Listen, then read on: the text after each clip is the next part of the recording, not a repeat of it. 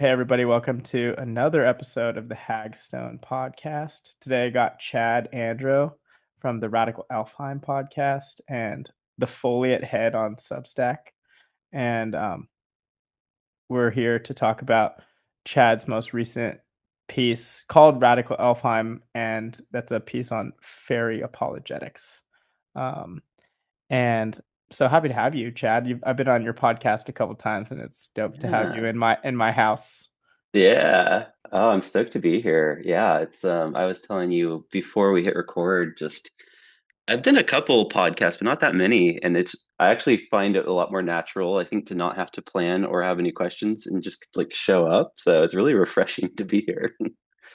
Awesome. I think that's we need that. We need to like move around and be in the sort of media commons and not have to be the mastermind all the time. Yeah. Yeah, Yeah. it's kind of tiring. Yeah. Indeed. Yeah. Yeah. Um so I've been rereading this piece that you wrote on Yeah. on your Substack and really diving into these um this sort of mix that you're bringing around sort of a scholarly approach to understanding fairy and fairy lore. And Hmm. I love the distinction that you made between fairy the being and fairy the place, and how Hmm. those are, entangled, but that we Hmm. have to remember that they're they're two things. Hmm. And so kind of describing and defining those things through many lenses, which is one of the things I really love about your approach. And then Hmm. also hinting at and bringing in a little bit of like your actual practice and practitioner Yeah. experience as a person who has encountered fairies. So I'm curious, for how did you kind of develop this approach that you're taking? Like, what has been in your cauldron as you've been thinking about this? Yeah, yeah, no. It's funny.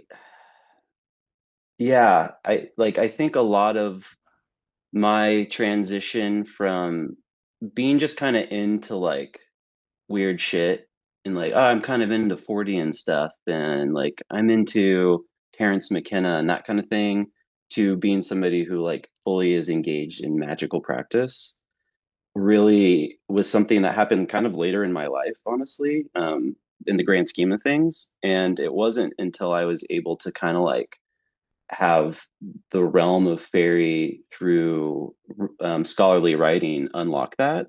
And then that's kind of what unlocked what has become my main practice, which is more or less like a traditional witchcraft practice, because that is very much in that current, that fairy current, at least the way I approach it and the way I've kind of more or less absorbed it.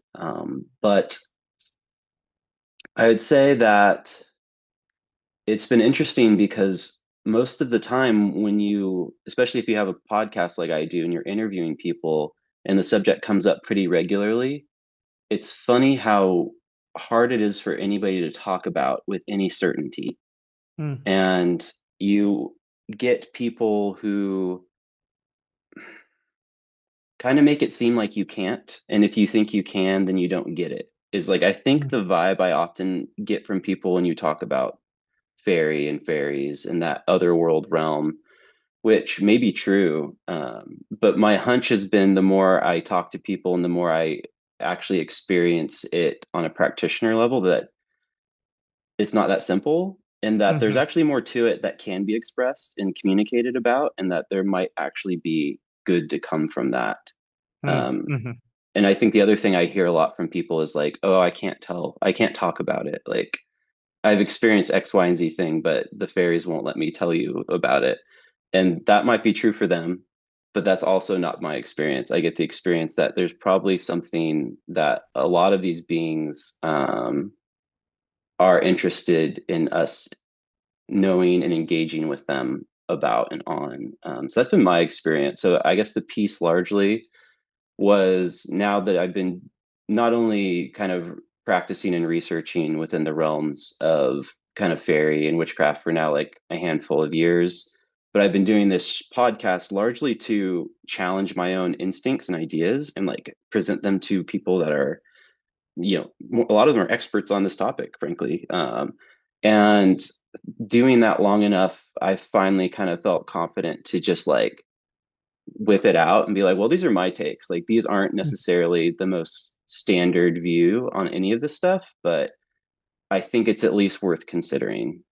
Mm. Does that make sense? Yeah, it makes a lot of sense. Yeah. It had me thinking about in at the beginning of On Fairy Stories, this lecture Hmm. that Tolkien wrote for the St. Andrews lecture series. At one point he talks about how returning from fairy, right? Like if it when you turn it, the fairy gold often turns to withered leaves when it's brought away. Hmm. Yeah. And then he asks the audience, which is amazing. All I can ask is that you, knowing that, will receive my withered leaves as a token that my hand at least once held a little bit of the fairy gold. And it's Mm. this sense of it's this sense like that I hear in what you're saying is like, Hmm. um, yeah, we can't be too certain. Actually, we can't be Hmm. certain at all. And sometimes the best approach is to just say nothing when we're not certain.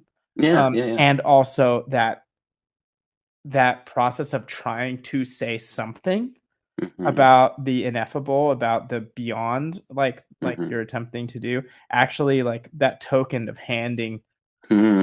what I know is gold, but Hmm. it's gonna appear as withered leaves, and having that humility seems like a really potent um process of, yeah, I'm starting to understand what you're calling apologetics. Like it reminds me of Exactly. like of why of Lewis's like Christian apologetics. Like Hmm. like this is what I understand from where I sit, and it may not be everything, but it's what I have kind of energy.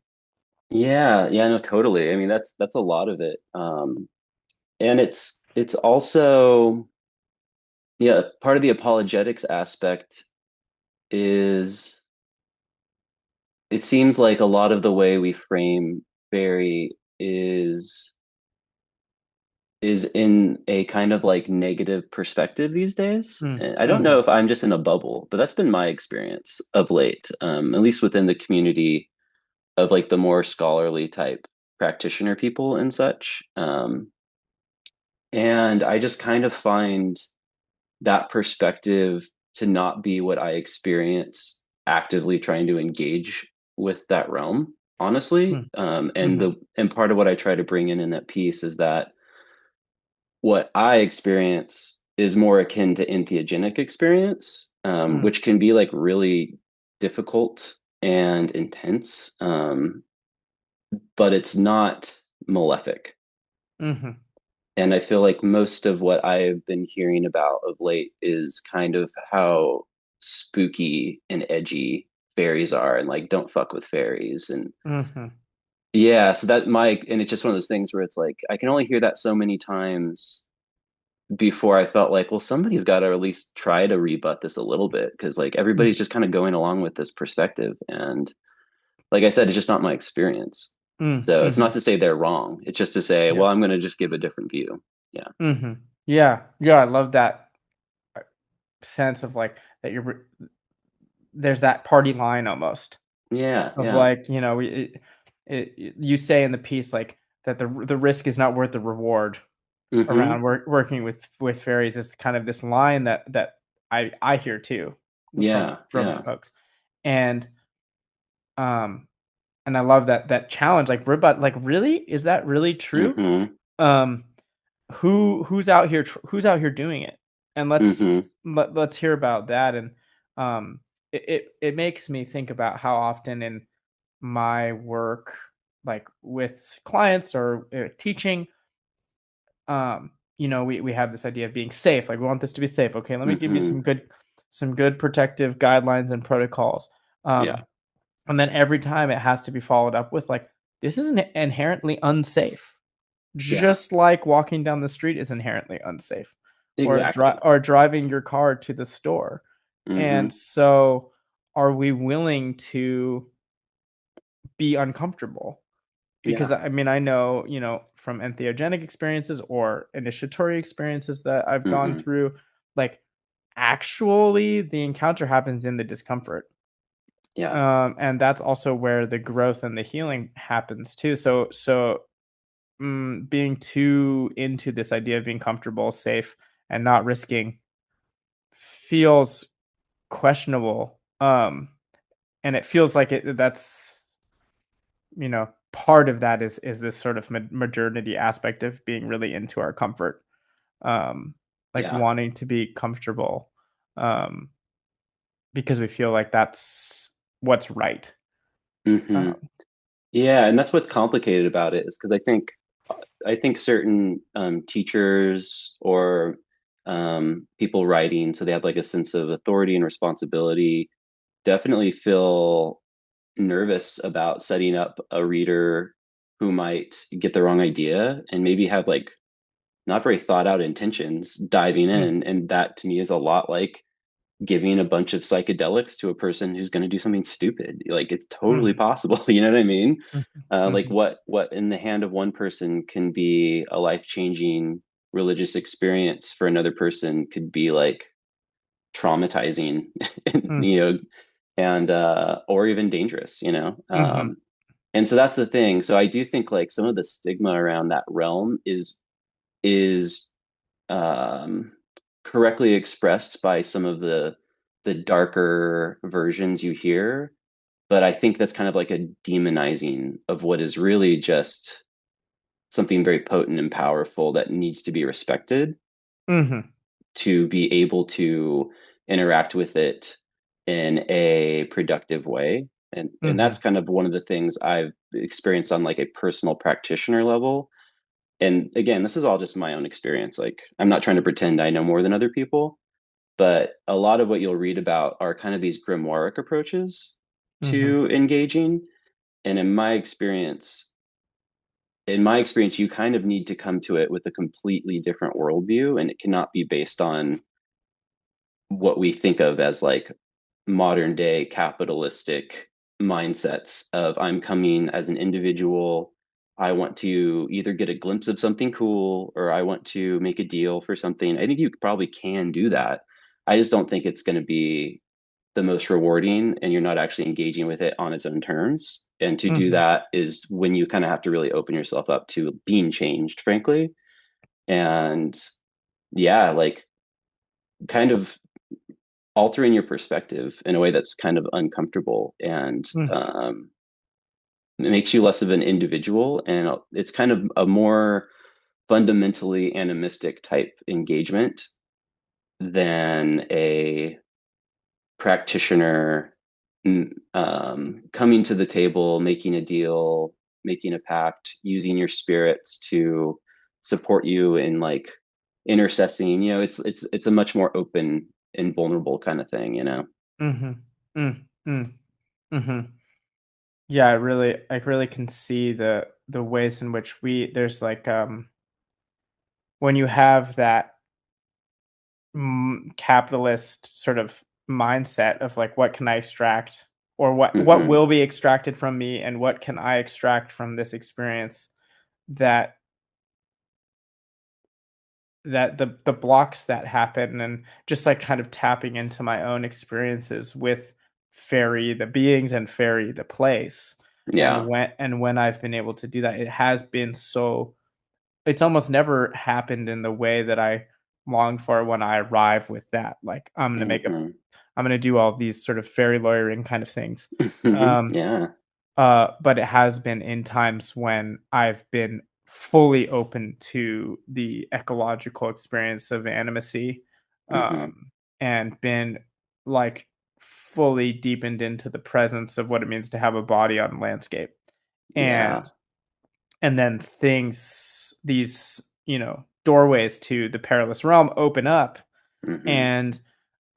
and yeah, that willingness to be utterly transformed is really what I think opens those doors. And um, you know, there's like both peril and possibility in that, and there's also Hmm. sorrow and joy in Hmm. there in that realm. And I think that that's part of like you're saying with the demonization, like maybe in the Victorian period, like making it very so diminutive and so small and so childish, um, really tried to like make it all about joy. And then we're in Hmm. this kind of pendulum shift Yeah. that is trying to bring back the fangs, Hmm. but also in doing so, it becomes um so edgy.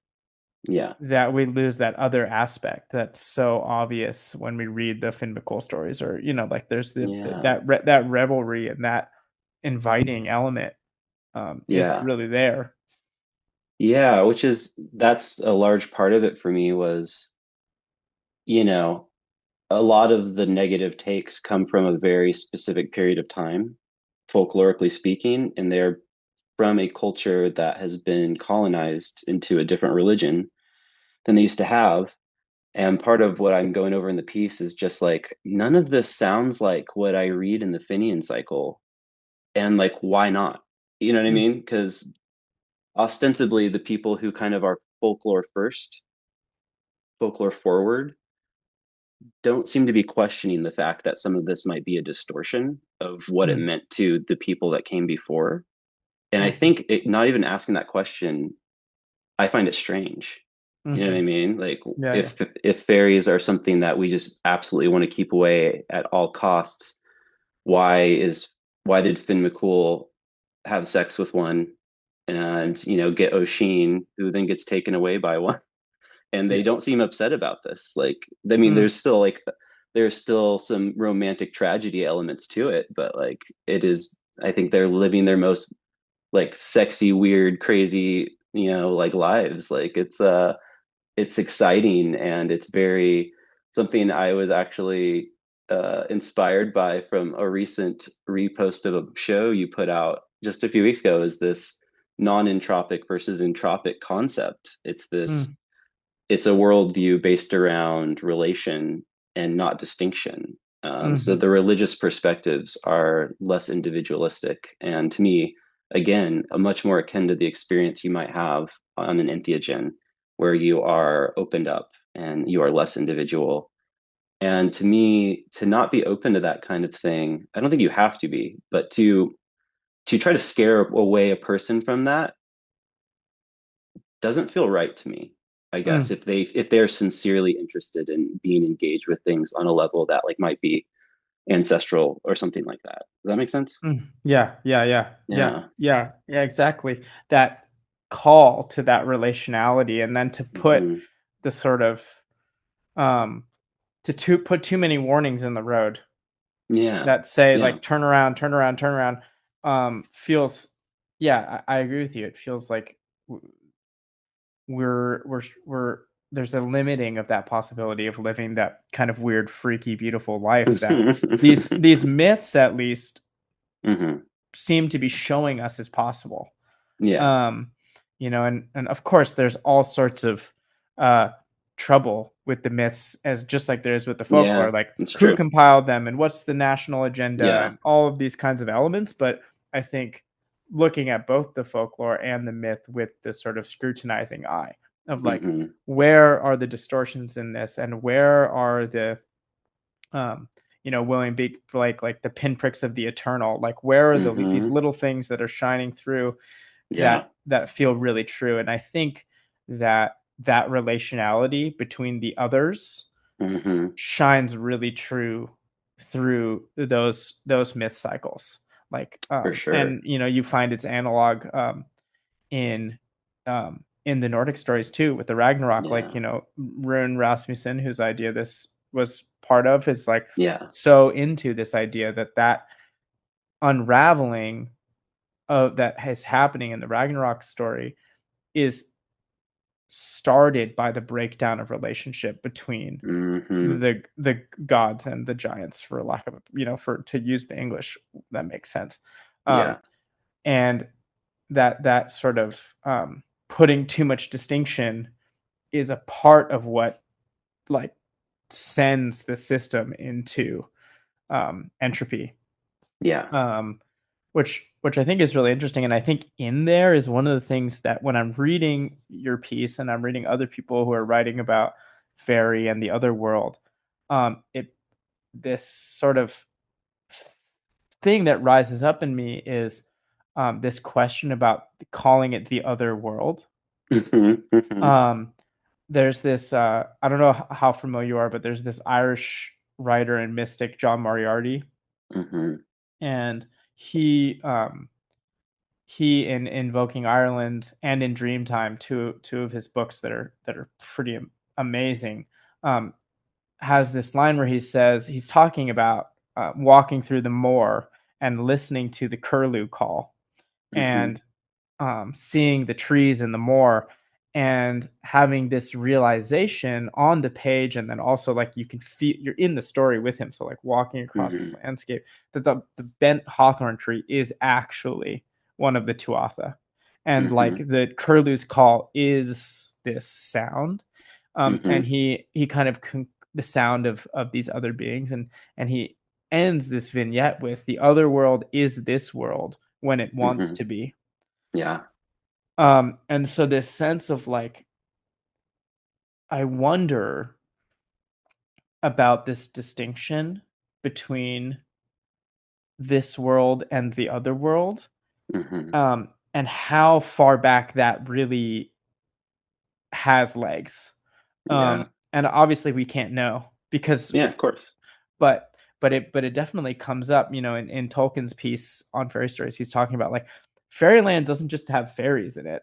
It has all Mm-hmm. manners of beasts and birds and seas and stars and you know people and all of this elements, that there's actually this like ecological system that looks exactly like ours. Yeah. It functions in some way like an ecology, and so um I wonder about like that kind of braiding back together beyond the entropy of cutting them as distinct. What might happen when those kinds of um, merge, those edges start to merge Yeah. in meaningful ways. Yeah. Yeah. Yeah. Yeah, I love that. Yeah. Because I'm gonna do like a little series that the one you read is the first of, and one of them is going to be about the nature spirit concept. So Mm-hmm. looking at fairies from that perspective, because a lot of people, that is exactly what they think of as just like, oh, well, so it's like tree spirits or like little beings that live in nature or what have you. But if you look at this kind of mythology we're talking about, which again, who knows? Maybe this is not accurate, but going with it and meeting it halfway, it seems like the worldview from the mythological times in the British Isles, there probably was not such a distinction between the other world and our world. And my current like working hypothesis is something like we are spirits who embody a human organism, and that's how we engage and express ourselves. And I'm curious if nature is something that can be ensouled just like a body. And so Mm-hmm. the spirits that embody it are intrinsic to these things. They might have favorites, they might be like become friends over time with this material of the world.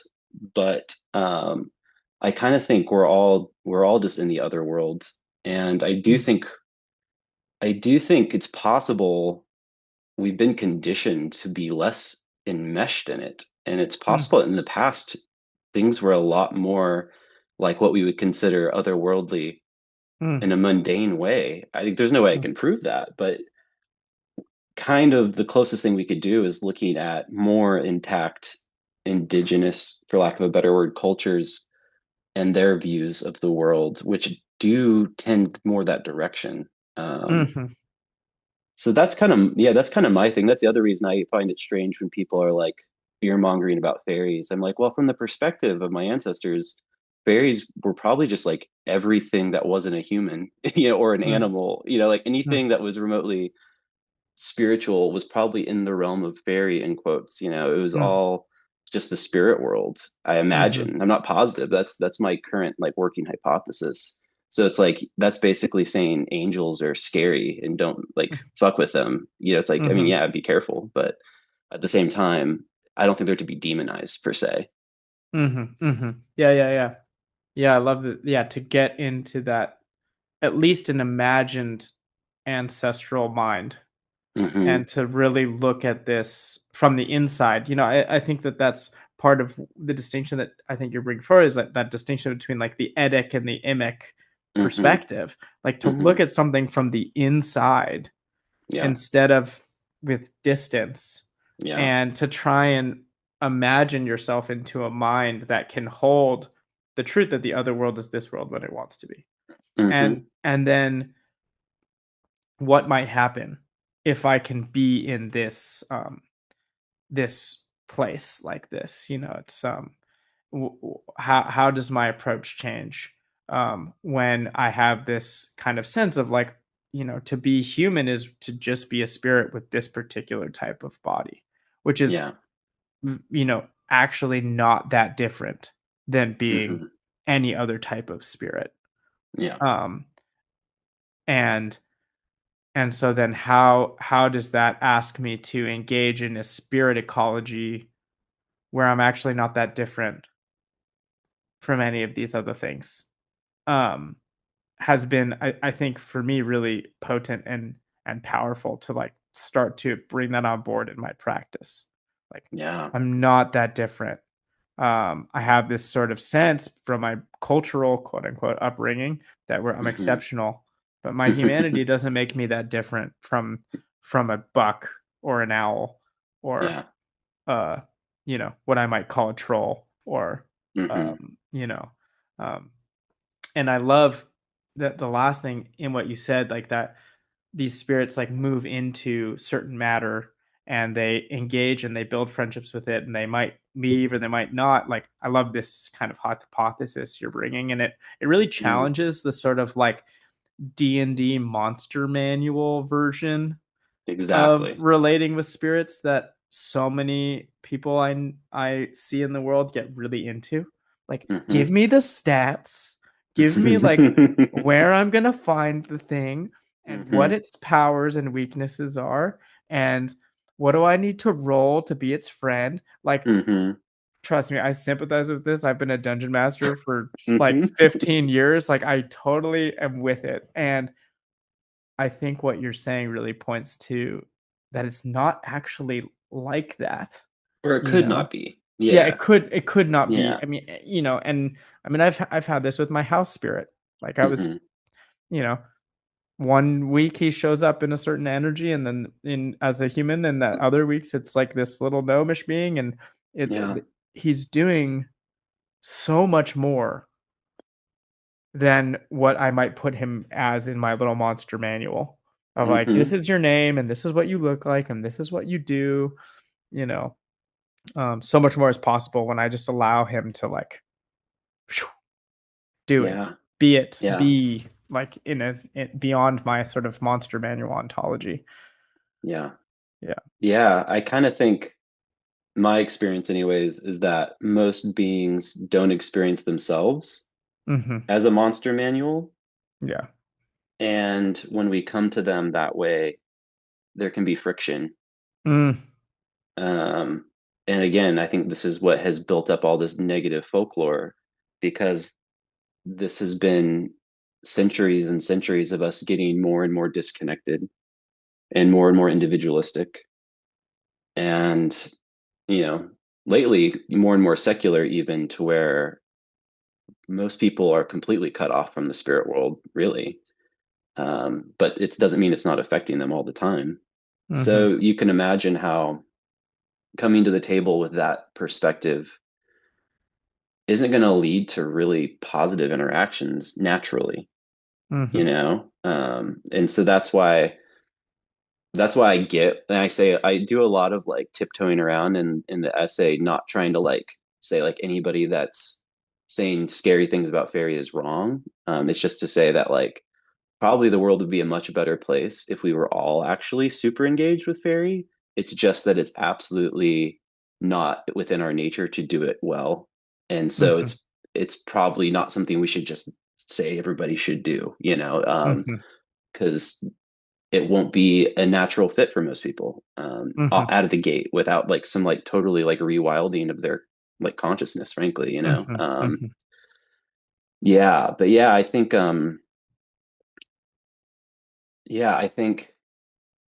from what I can tell anyways, and Morgan Daimler, I quote her in the piece, it seems like this otherworld and this world perspective is possibly like a dualism from like Abrahamic religion that was brought in. Mm-hmm. I think that she's not, I don't think she says that unequivocally, but she's saying like it seems like it's possible that's even where the term otherworld comes from, Mm-hmm. you know. Because in like the mythology, it's people from the She, the Tuatha Danann, and these types of things. Mm-hmm. It's not, they Mm-hmm. aren't necessarily an other world. Yeah. It's frankly these kind of ancestral figures who happen to behave like gods, Mm-hmm. is Mm-hmm. really what it is. Yeah. Yeah. Yeah, or they're from a land, but it's not a whole. Or Hmm. like I'm thinking about like An children of, island. Yeah, yeah, exactly. the land of the youth, and even in the you know, in in the Mabinogion, like Hmm. the crossing over to Innovin, like Yes. it's just a it's you just happen to be in the right mist in the right place at the right Hmm. time, um, kind of Which is super experience. entheogenic, you Yeah, know? yeah. It's like you're like, oh, I sat in that grove yesterday, but today I did some psilocybin and I sat in that grove and was immediately I had to sit down and I had to like make a drawing in the sand or things felt wrong. You know what I mean? Like you have this Mm-hmm. weird perspective when you're on entheogens Mm-hmm. that that to explain it to a person not familiar with it would sound like you're insane, Mm-hmm. frankly. Uh, but to experience it, it feels very natural and very like Mm-hmm. right. And personally, I think that that is the closest we can experience to what I consider like fairy without more engagement with it. That's like like a Mm-hmm. shorthand you can say to a person that might be able to go Mm-hmm. like, oh, okay, huh. So it's just like rules are very different and relation is really different. Mm-hmm. And you kind of need to come to the table open to that, I think. Mm-hmm. Mm-hmm. Yeah. Yeah. It seems really wise. Yeah, it seems like even just the open, like even if we just take it all away and just go with the openness, I think this Hmm. process of like the um engagement through openness Yeah. with in this context, but obviously actually in all aspects of our life, like how do we meet life with openness, Yeah. um and how that really is, I think, one of the keys to um that relational worldview, and what can happen when that is what's running the a culture, or even just like a culture of self, um Hmm. arriving with openness, and you can't, yeah, like you can't scroll through your monster manual and be open at the same time most of the time, because Yeah. it's distinction, it's trying to figure out that. And um yeah, I love that, where there's this sort of like uh there's this other reality tunnel where Hmm. we're asking people to like look at, of the possibility of like Hmm. to just go and be in this sort of it's making me think of PKD, of Philip K. Hmm. Dick, like the maybe logic of just like, Yeah. is it yes or is it no? No, actually no, it's like you say in the piece, it's the third, it's the the Hmm. Queen of Elfheim's like third road, Yeah. between these two possibilities, and to just kind of keep walking down that, um, with as much openness as possible, seems, I mean, seems really, really potent. Um, Yeah. Yeah. I feel like as a culture, I think I don't want to be like shit talking Christianity or anything like that because I think there's a lot of good about it, and I know a lot of people that practice it and are like wonderful people, and it's very meaningful and spiritual, and they don't take on the baggage of like empirical, colonialization and stuff like that. So I don't mean to paint with a broad brush about it, but when you are looking at like the proliferation of Abrahamic religion into, the British Isles and stuff like that, you are seeing this like intense dualism pasted on everything. mhm, And so like as a culture, even though we are a largely secular culture now, if we're talking about the quote unquote West anyways, we've basically like cut ourselves off spiritually from anything involving the shadow at all. It's something we have to like burn away and like hide. and it's just not really being fully engaged in reality, frankly. Mm, So to mm, be like a reverse of that and just be like, chugging darkness, I don't think it's necessarily healthy, but you kind of need to like, if you aren't finding some sort of synthesis in like what's fundamental reality, which is this balance between light and dark and all of these things, you aren't going to be a functional part of the world, And I mm, think that's what's mm, happened in mass is like mm, we aren't functional members of reality that is life here on earth, and we're mm, pretending that doing things the way we are works, and it just mm, clearly doesn't, mhm, like psychologically, spiritually, economically, politically.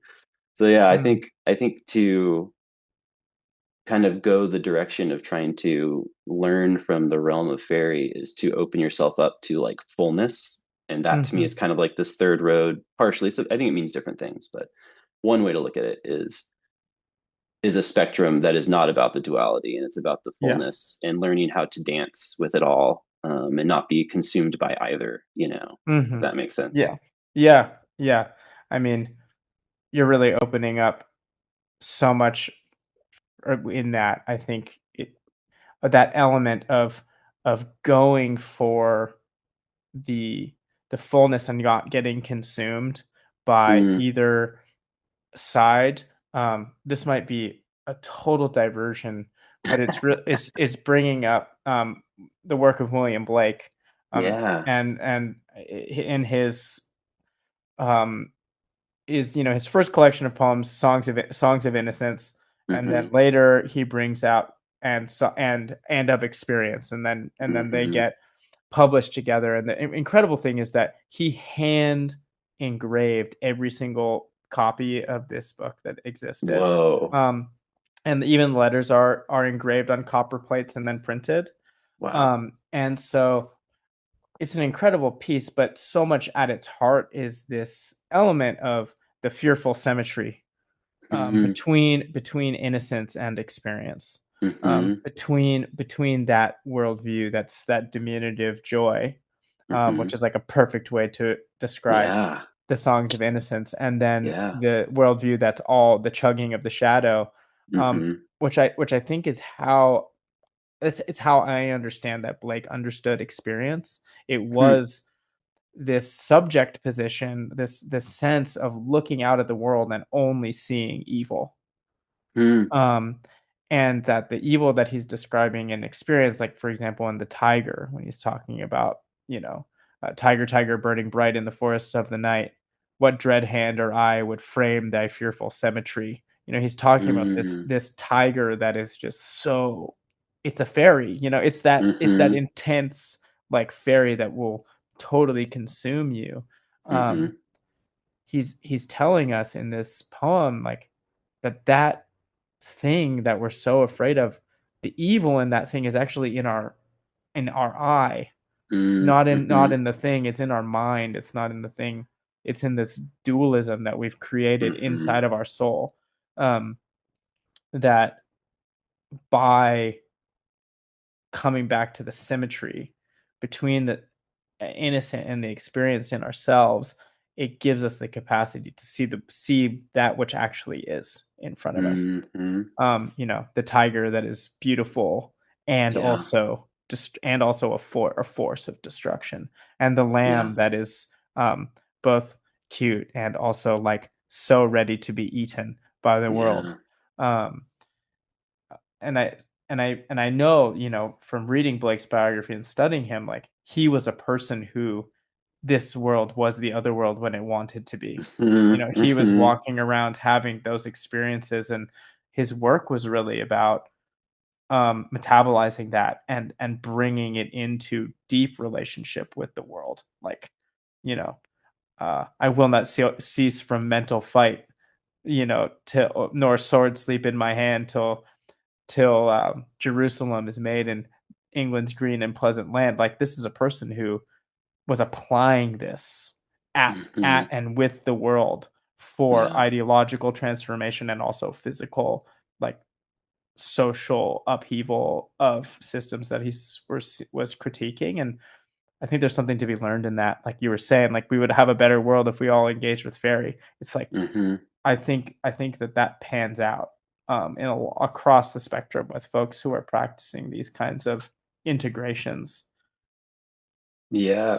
Yeah, I think like the romantics really were tapped into this realm, in my opinion, or at least aspects of it, on some level, in a way that I don't know if we've ever really gotten back there, the way it was expressed and experienced by some of these people. And I think that still plays into how we think about fairy in some ways. Hmm. This view of things, which is so intoxicating, but it's also tragic and like scary. And yeah, I feel like the romantic view, which can sometimes be painted as like gothic at times, is Hmm. because it's like you described, it's existing in this one realm that is trying to tell you that things are kind of black and white and simple, but it feels and knows inside that there's so much more going on, and it sees it and feels it and senses it, and it can't parse how these things are both true, and it's trying to Hmm. communicate that, I feel like, largely to a world that doesn't care, you know, Hmm. on like an Hmm. actual like political, like the things that actually make the world turn, is Hmm. not interested in these things. Um, uh, yeah, I had Aiden Wachter on my show recently, and I'm a big fan of his. I think a lot of my own like philosophies have been really influenced by his, and he kind of sees at some point in the past like this empire chasing desire as sort of like a parasite Hmm. that took over our minds or somebody's minds, and it's just been proliferating outwards, and it's this Hmm. thing that potentially from that viewpoint inside of us, we know that there's a way of relating and existing that doesn't need to be this empire seeking parasite that is trying to make us more individual, dehumanize other people and other things, and take more for ourselves. But it seems inconquerable, Hmm. and I Hmm. mean, even sitting here now with the world so strange and changing, and it feels on the edge of some sort of new turn potentially, but we're Hmm. still watching some of the most blatant examples of this parasite just running Hmm. the world. Hmm. And so yeah, I feel like the romantics were just sitting in that reality and not wanting to have to give in, and Hmm. trying to create their own worlds that felt truer to them or something like that. I don't know if that makes any Hmm. sense. That makes a lot of sense. I mean, Yeah. when you really dive into it, and this might be a conversation that takes us, into another podcast, but when you the parallels between what was happening in 1797 Hmm. and 2001 and 2025, 2026 Mm. are just like incredible, even astrologically, Hmm. um, with Pluto and Aquarius and like all of these Yeah. elements. And I think the one thing I might challenge about the world or Mm. the systems not Hmm. caring is that Yeah. at least in 1797 it was so clear that they did care what Hmm. these romantics were doing. Folks Hmm. like Coleridge and and uh and not Blake, but a few of these other kind of cohort were all under surveillance by the British state, Mm. while Hmm. because they were writing the Yeah. types of poetry that they were writing and the types of books that they were writing, and specifically the term that was used for these writers was terrorist. Hmm. Um, Exactly. and it was specific because they were writing poetry that evoked a sense of freedom, liberty, and equality. Yeah. The word terrorist is created during the French Revolution to talk about Hmm. anyone who's a part of the revolution by the British Home Office. Read Yeah. like and so these artists, the romantics, were seen as a threat Mm-hmm. to the empire. And I love it, the empire parasite. Like they Yeah. were, and they were on the radar. They're being followed around. They're being watched. The publishing societies, the London Publishing Society that was putting out the work, was getting watched and Mm-hmm. constantly censored. And so there is this way in which, like, there's this feigned cultural thing of like, we don't care, you're just airy fairy Mm-hmm. fruity romantics. But Mm-hmm. also, when someone's really in that, bringing forward that key, I mean, if you're writing like Blake, like the scathing commentary he's making on the church Mm-hmm. and the factory system and the economy of England at the time is like so potent, um, that they're paying a lot of attention and they're trying to crush it every chance they get without giving it credence. Like, Yeah. they don't want to tell everyone like, don't listen, because Yeah. it will create it. But so there is this, I think that the Parasite of Empire is really conscious of the romantic Yeah, you're element, right. um, and its They're not open to power. it though. No, you're right. Yeah. But I Yeah, see what you're saying. yeah. But it just reminds me of, and then you have the folklore of fairies, in the Middle Ages, and all the people in power are really, really interested in making sure people aren't engaging with the fairies. Mm-hmm, They're mm-hmm, really interested in making sure that fairy well becomes the well of a saint mm-hmm, and putting their stamp on everything. And to me, it's like, I wonder if there's a similar revolutionary viewpoint that is being snuffed out. mm-hmm,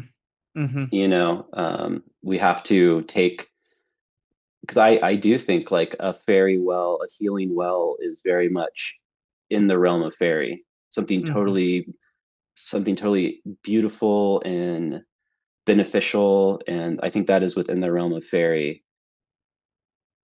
But, now the church has given all of those to saints. And then anything that is not of that beatific side is the devil. mm-hmm, And so now you have this stricture keeping anything from having nuance or being mm-hmm, bigger than black and white, mm-hmm. Um, Yeah, yeah. so people's minds are colonized at that point Mm-hmm, if they grow up in that world to not mm-hmm, see how this could all be one, not only one other world, not heaven and hell, but other world, but just like we're all just a part of the spirit world engaging mm-hmm, with it, if mm. that makes Yeah, sense. it makes a lot of sense, and I love, you bring forward something that really feels true to me, and that which is, mm, colonizing the landscape is the same thing as Hmm. colonizing the mind. That Yeah. like Hmm. that like we actually live in mind. We don't have Hmm. mind in here. Like, we live in soul. It's not Hmm. in here. And that, like, this process of moving across the landscape and changing all of these names and moving around these relationships, like, it's internal and external at the same time. And Yeah. that it pulls us into that innocence and experienced, like, polarity, um Yeah. which is then enforced again and again and again, so that we can't actually, um, move between them. Which is Hmm. what ultimately what Blake is asking us to do, is to, like, move between them to find the vitality of the Hmm. movement, and to then know, like, oh, it's just all a reality tunnel. Like, Yeah. this isn't the real. Like, my sense that Hmm. that this tiger is evil is not the real. Yeah. It's just my tunneling that I'm in right now. And, Yeah. um it's so potent. And I love the idea that there's fairy up in that. There's this Hmm. fairy vision in what the romantics do. And, you know I think part of what I'm really moving towards in my sense of the world and my practice of being a scholar of the romantics is this, sense that we actually never left the romantic, Hmm. period. Hmm. Like it never really ended. um that we're still, I mean, when you watch these political things happening, you watch the response, that, like, we're still in um this moment in time where Hmm. the parasite is apparent, and also the reactions are happening in these meaningful artistic ways, and you have, like, the occult revivals happening in both periods. Hmm. Yeah. And that there's some pathway in there that of like time retrocausality, time magic of like Mm, by reawakening our understanding of the romantics and taking it back from the right, like the like romanticism gets so caught up in uh, the right wing politics and these kinds of elements that I hmm. really fundamentally disagree with, and to like really take it on as a way of engaging with the world that's meaningful and actually in service to life, because that's what these romantics were really on about, was serving life and serving the world through art. um, And just being seeing engaged. yeah, Like yeah, like you said, engaged, open yeah, earlier. Like yeah, being engaged, even if they don't always talk about it like a spirit world, mm-hmm, it seems sometimes like it's couched in the world of like emotions. But mm-hmm, if you, as an occultist, you know what they're talking about. It's yeah, like oh they're receiving things yeah, in the environment, just intuitively in dreams, in mm-hmm, inspiration. And those, that to me is like totally the realm of fairy right there, mm-hmm, that type of engagement. Yeah, yeah. yeah, yeah, incredible. And then I wonder if it feels like it exists now in horror. Like I Hmm. feel like you meant that gothic turn, and then we talked about like maybe it's not happening. Then where's the romantic? And it's like reading Stephen King. I Hmm. recently just like have been on this whole deep dive in it, and like That's very watching fairy. watching all of the adaptations and Yeah, reading the novel, and yeah, it's so fairy. Like, and yeah. it's and it's got the whole possibility of the sorrow and joy of fairyland in it, despite Hmm. the fact that the titular character is so fairy Yeah. and so evil. That that there's actually the when you're really reading it, like the whole element of fairyland exists in Derry. Yeah. It's not just um the evil of it. And Hmm. yeah, I have this whole trip around the romanticism of Pennywise, but I'll save that for next time. Oh my Yeah. God. Yeah, in some way it's like you could paint it as sort of a bad trip. It's Hmm. all these people processing trauma through a like fairy journey, and it's Hmm. just so tough and like annihilating. But to make it not a comic book style story, there's a world where you can come out the other end, like Hmm. having it be your kind of psychopomp trickster who like Hmm. reveals your darkest fears and like helps you process them. Hmm. Not which honestly, I don't remember the end of that book. I just remember they all have sex or something. There's like group sex or something in that book. But also Stephen King wrote the whole thing on cocaine, so he says he doesn't like remember writing it or something like that. Uh-huh. But anyway, sorry. An aside. Yeah. But yeah, yeah, because like I love horror. Like I really do love horror. And it's funny because I had a super intense psychedelic experience when I was 18 that I had legitimate like ramifications from psychologically for like a whole year afterwards. Like it was Hmm. like very intense. And after that, as I started kind of like coming back to my sense of reality, like a year later, I became obsessed with horror. Mm. And I think it was as a means to desensitize myself to like being opened up to things that were traumatizing on a psychological level or something like Mm. that. Hmm. And like this was in my like college age, so I had a lot of free time. So I used to just watch like a horror movie like every day, like every Hmm. night, hang out, sit down with friends, we just watch horror movies. And I was like a movie person, but I was not obsessed with horror movies before that. That was not like a Mm. thing about me. And after that, I was obsessed with horror movies. And so it's very Mm. strange. So it's weird because I write this piece about like how we shouldn't lean into the dark side of fairy per se, but I am interested in it, and I do think it's a Hmm. part of it. I don't Yeah. think you can extract that for sure. Mm-mm. Yeah, yeah, I have a similar experience. I had a psychedelic experience when I was 18. Yeah, It took me almost 18 months to yeah. drag myself out of. Um, and it was, yeah, super super harrowing. And um the more I digest it and the more I understand some of the things that happened in the wake of that experience, and during it, um it has really become a topos of real meaning making, and a way to understand what has unfolded later. But Mm-hmm. it's only with the 15 years of distance Yeah. from the recovery of that I can Yeah. really start to um, see what was moving through that experience, and how, and then now how it's opened the doors to all of the things I do in my practice, truly. Mm-hmm. Me too. um and in like uncanny ways that start to like that have just revealing themselves like today, Mm-hmm. like Mm-hmm. um so current.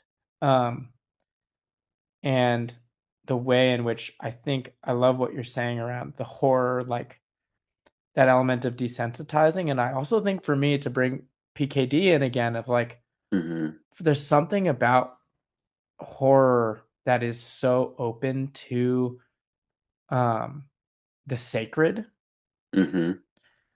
and putting it in your face in its full Mm-hmm. magnanimity, like, and that looks like terror sometimes, Yeah. but it's really about the sublime. Be not afraid.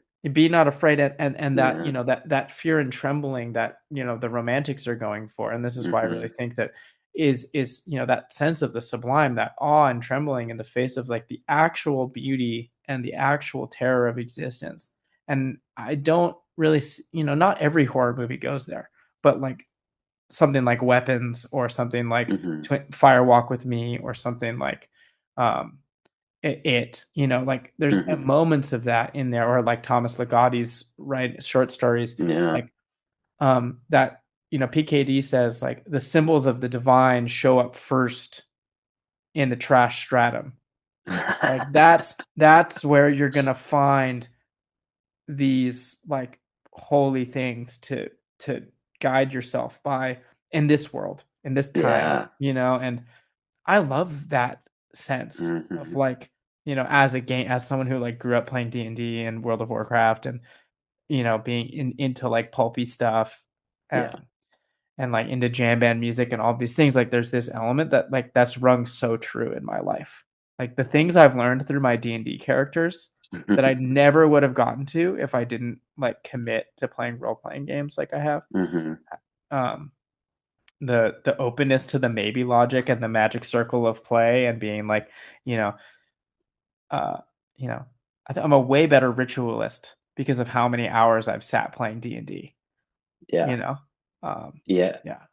It's funny because the way you just described all that, I had similar experiences when I would meet people in my life, like in my later 20s, still being a person who like watched a horror movie every day, Hmm. and them being kind of like, wait, what? Like certain people would be like, are you okay? Like to them, to certain people, they hear that you watch a horror movie every day and you're totally desensitized to it. That's like strange behavior unless you're in certain circles, you know. My profession is wine, so there's a lot of people in that world that that is not their bag, you know. Hmm. And they'd be asking actually like with some curiosity, like why, you know, like why, like what is it? And this was kind of early days of like art horror. Like it hadn't quite Hmm. reached its A24 peak, where now it's kind of Hmm. assumed like, oh, art's actually kind of serious. Um, and I think to them, they were like, well, so why do you like horror? Is it like a roller coaster thing? Like you just want to thrill? Like you want to be shocked? Like what is it? And to me, I was like, well, it's like the only mainstream form of art that actually engages with the spiritual as Hmm. like a reality while you're in it, like fairly often.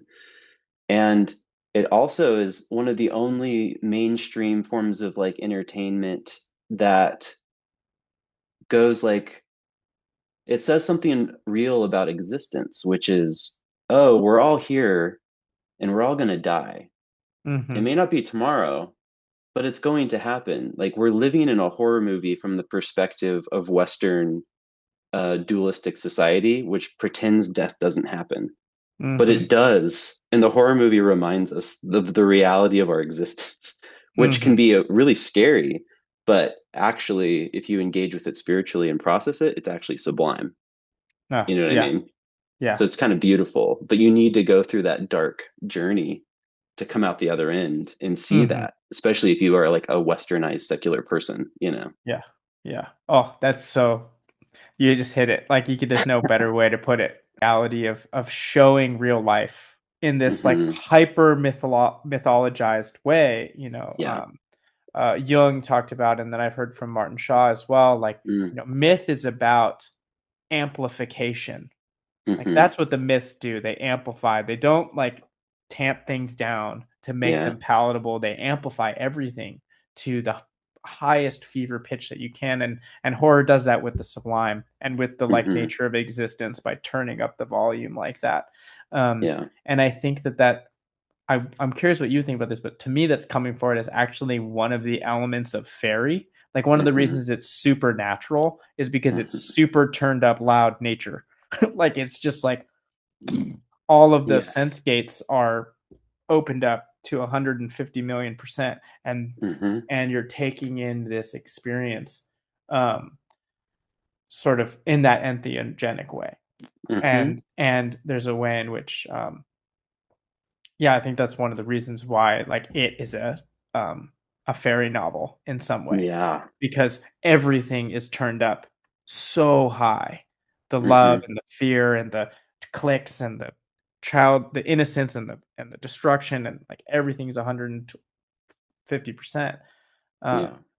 Um, and so you're steeped in this fairy element that's really potent.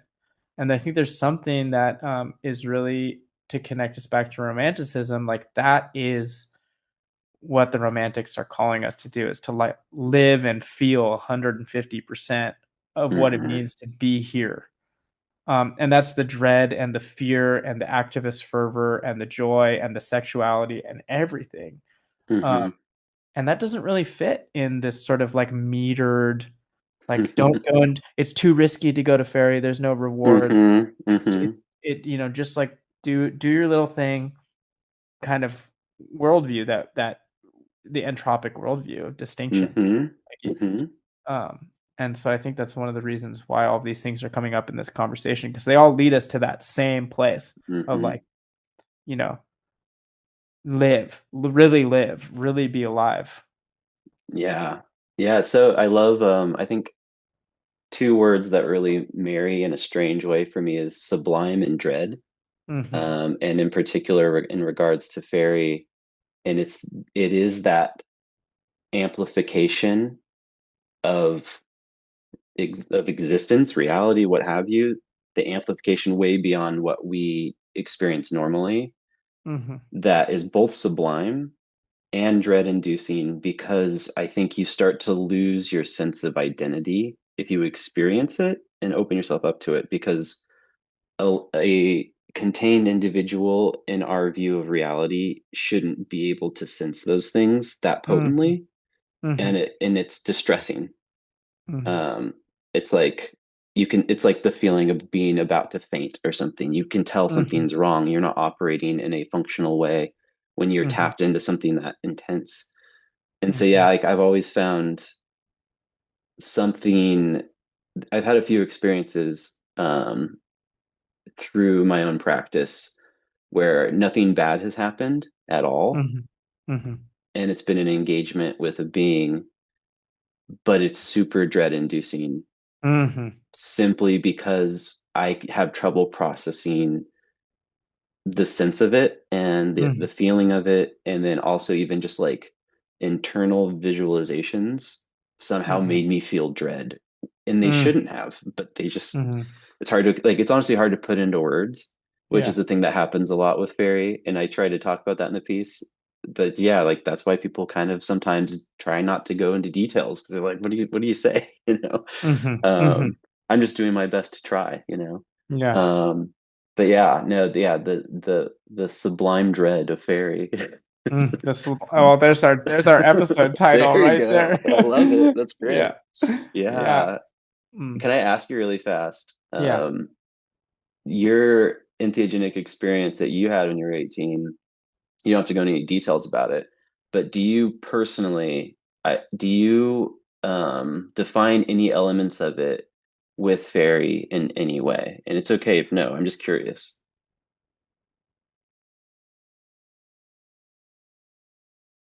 There's one moment that just flashed back to me Mm, when it came up mm-hmm. in the vision that have interpreted in many different ways over time. Um, Yeah. so I was having this experience and also, it's such a saga, such a long experience. But in one of the Yeah. moments, I was standing on top of this sand dune, looking down, and I was called to like look into this what felt like a portal into this sort of Mm, um, forest that was at the top of this dune. I was up in on the coast in Oregon, mm, um, and I was peering through this portal into this forest, and so clearly started to see the other world and mm, Otherworld in there. And the light was just like slanting in this like dazzling way, and the trees were interlocking in this like endless portal vision into this place. And it feels so fairy, like that what I mm, was glimpsing was fairy. And the figure that I saw in there was um um, what sort of in the end catalyzed me to go on a pretty radical mystical Christian journey, mm. which ended up leading to me to where I am in my practice these days. But it Yeah. really started with this having this image of a Christ figure Hmm. in this fairy portal Yeah. who had this big iron cross that he was Hmm. putting into himself, like in this kind of Whoa. stabbing way. Yeah. So it's been interpreted many different ways through Hmm. my different um, sort of reality tunnels that I've been in and how I understand myself in the world. But in this moment, in this conversation with you, it really was probably maybe is one of the more clear times that I've had an encounter Hmm. with fairy, with the place. And then Hmm. whether or not that Christ-like being was a fairy, which the fact that it's an Hmm. iron cross never hit me until this That's conversation with you. weird. That That's like really weird. that's a very strong fairy image. Yeah. Um, and I want to like dig into Hmm. this vision, because I Yeah. think it's one of the visions that's gotten subsumed in a lot of the other things that happened as a result Huh. of that experience. Like, Yeah, I definitely don't think that a Jesus or Mary removed from like Empire's spin are actually disconnected from fairy at all, in mm, my opinion. mm, I think they're like intrinsically related. yeah, Um, Not to say because again, because I just have this really broad definition of what fairy is. yeah, But I think they actually are really comfortable there. And they're both pretty revolutionary and yeah, romantic in a lot of ways. yeah, So yeah, yeah, it checks yeah. out. To me it checks out too. I think that, especially Mary, it's so clear. I mean, Hmm. she's Yeah, been she's been syncretized with the Queen of Elfland in so many different traditions, and totally. I am, the Jesus I like hangs out there too, for sure. Hmm. Hmm. Um, yeah, I'm so curious, like how, we've talked about this from a scholarly perspective and from Yeah. an internal perspective, and I'm Hmm. curious now, like how do you, Chad, as like a person who's working in one and also has young children, like Hmm. how do you function as a practitioner in that context? Like, I also have three kids, and I know that it's, when you want to do these deep dives where you allow yourself to be Hmm. 150% open to everything, Yeah. it takes a lot more when you've got this kind of relational field. So what does that look like for you these days? What are you Hmm. learning about being a practitioner in this context? Yeah. Yeah. I mean, we had our second kid in November, and definitely two kids is way different than one. You have three, so that's like a whole other world. I can't even imagine. But just the addition of one was like, man, this is a game changer, just in terms of time and being generally exhausted and kind of burnt out a lot. There's a lot of beautiful things, but it's taxing. Um, and I would say that what at one point maybe would have felt like a limitation from the perspective of a practice Mm-hmm. has weirdly turned into like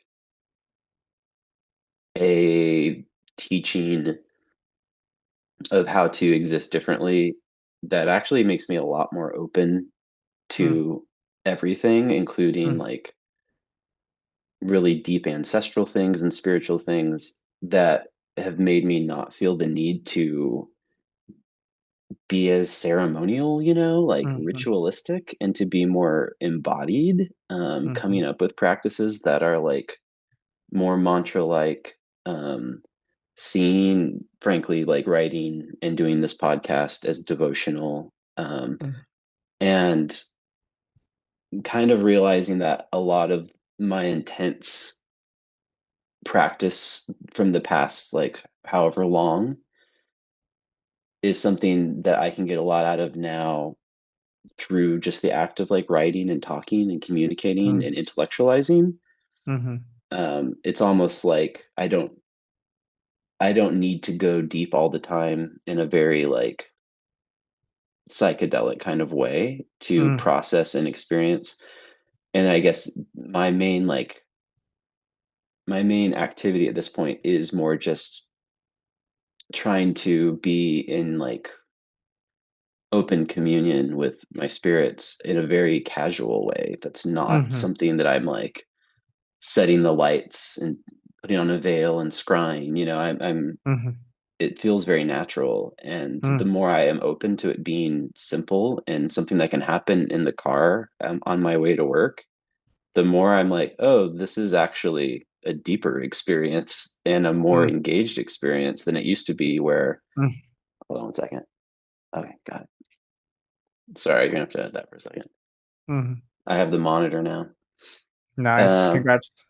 Speaking of this conversation, um, but yeah, in the past when I was trying really hard to be like, oh, I'm gonna scry and talk to the spirit, I would come away with like, I got this image and I got this word and I got this, and I would be doing jujitsu and like, let's do a tarot reading on it. Mm-hmm. And which is, I'm not putting that down, and it's like interesting and fun. But now that I don't have the time to do that very much and I'm in more like open dialogue, it's like clear communication that I don't need to, you know, decipher, Mm-hmm. and it's actionable. Like Mm-hmm. I feel it in my life that way, in a Yeah. way that's like very meaningful. So in some ways, it's been a blessing, really, having to rethink everything, Mm-hmm. and do it differently in a way that honestly, I think getting back to that ancestral piece and trying to engage in a worldview that's more like what I think maybe my ancestors would have been like many, many, many centuries ago. They wouldn't necessarily have been doing crazy rituals all the time, but they would Mm-hmm. maybe be enmeshed in a spiritual world and communing with it and engaging with it in a way that was mundane. And Mm-hmm. so I guess that's where the practice has gone for me, is accepting the limitations of what kind of time I can put into it, and then noticing how much is coming through when I'm not even trying, Mm-hmm. if that makes sense. Yeah. That's Yeah. so I so feel everything you just said feels really rings so true for me. Yeah. That that element of like, yeah, really trusting what comes through because Mm-hmm. I know and my spirits knows that like this is the 5 minutes that there is, Mm-hmm. you Exactly. know?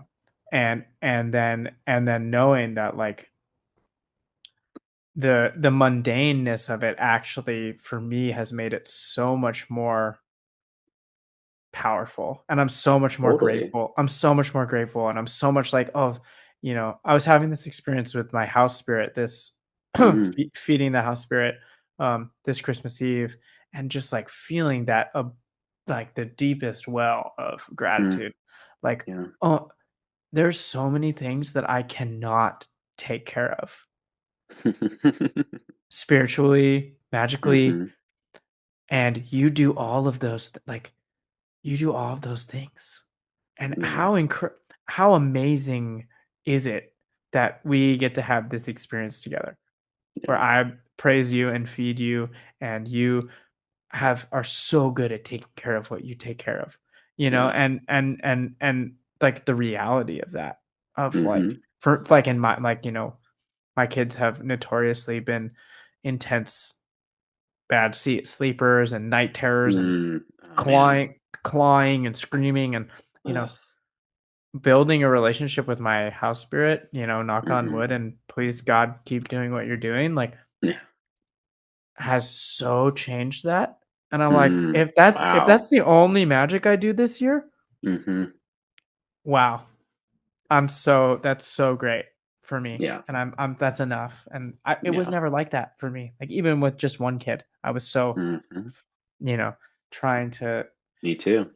you know, spend 10 hours in a ritual and like do all these Mhm. things. And I'm so thankful to the simplicity um, of Well, living. now, yeah, now, like, I think when my kids are older and I have more time, I don't think I'll like revert back to doing much. I mean, I'm sure I'll do different things and it will change and evolve, but I think being forced to engage with it in this mundane way, it's like a game changer. It's like, oh Mhm. no, like this is the point.